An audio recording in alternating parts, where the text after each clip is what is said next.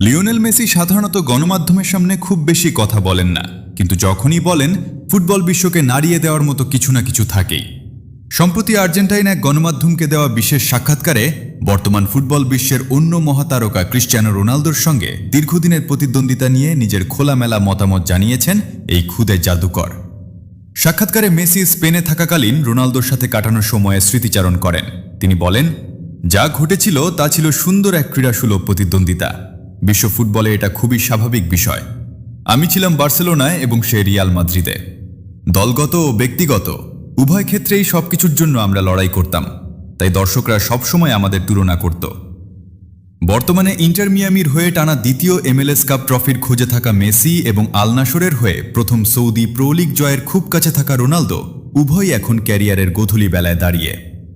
এক দশকেরও বেশি সময় ধরে ফুটবল বিশ্বকে শাসন করার পর দুজনেই যখন অবসরের প্রস্তুতি নিচ্ছেন, তখন তাদের এই আকাশচুম্বী অর্জনের হিসাব নিকা যেন আবারও নতুন করে শুরু হয়েছে। সাক্ষাৎকারে মেসির কণ্ঠে সেই প্রতিদ্বন্দ্বিতার প্রতি কোনো তিক্ততা নয়, বরং এক ধরনের পরম শ্রদ্ধাই ফুটে উঠেছে।